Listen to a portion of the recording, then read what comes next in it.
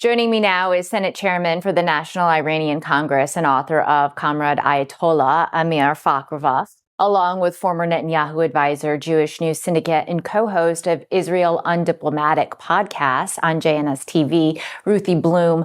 I'm going to go with you first, Amir. Just kind of describe where Israel was 2 years ago versus where it is today.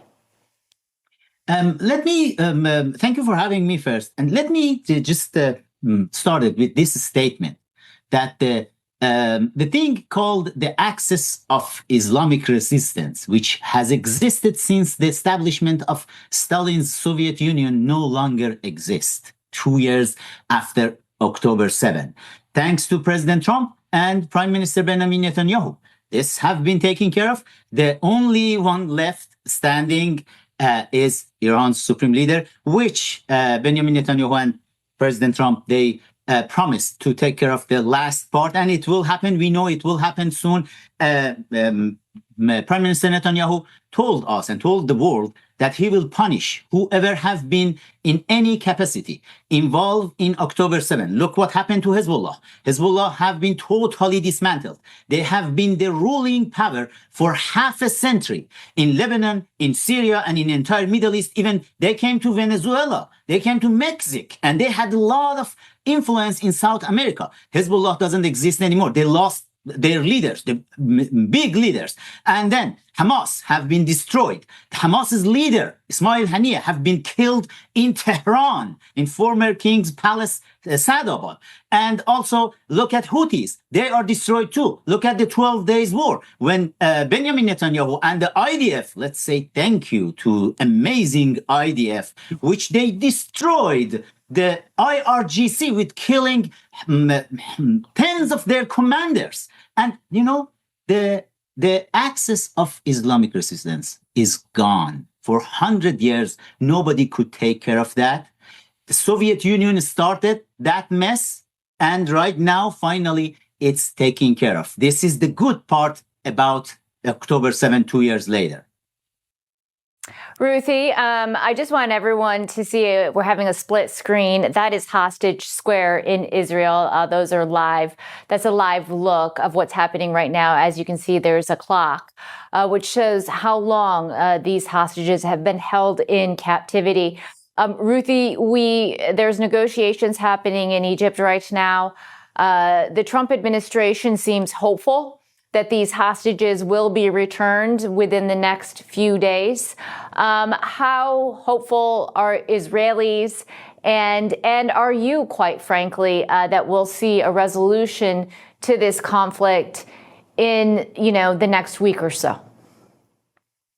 Well, the Israelis are hopeful, but very, very nervous because we've been here before where there was people thought that the hostages were coming home and then they didn't. And so people are being careful not to be too hopeful. However, because of what Amir said, this is the real optimistic point.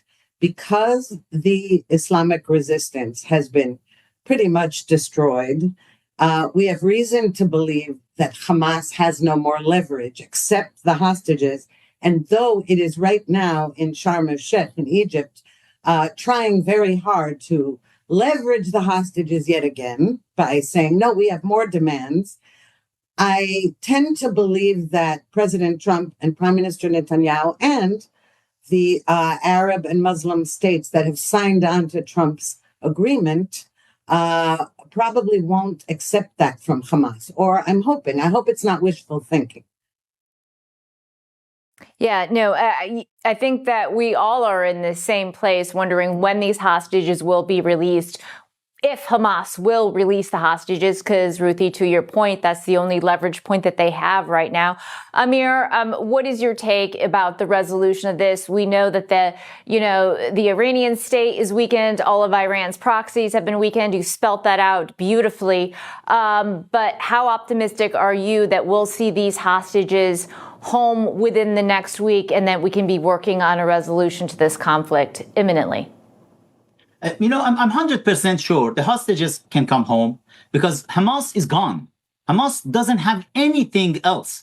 They either will be killed or will be killed, because they have done something very bad in October 7. And Hamas is gone, but we should know one very important thing, as Prime Minister Netanyahu yesterday, I guess he mentioned, Iranian regime right now is testing some intercontinental ballistic missiles. They want to directly attack Israel, attack the European capitals, and even attack New York, Mar-a-Lago, Washington, D.C. They are working on that, and China is helping them. China is helping IRGC for that matter. I'm sure Benjamin Netanyahu, Prime Minister, knows that well. President Trump, they know that well, and they know if they don't go and kill Iranian supreme leader and destroy entire IRGC and entire their missile systems, then that regime with the oil money, with petrodollar, can create all terroristic group again, and it will be again and again the circle of blood all over Middle East and the world. Well, that's the job. We certainly, Amir, I'm sorry, I don't mean Netanyahu and Trump. Amir, I don't mean to cut you off. We hope that doesn't happen. We hope a resolution is made soon that all parties can like and can bring peace to the Middle East. But Ruthie Bloom, Amir Fakhrovat, thank you both for stopping by.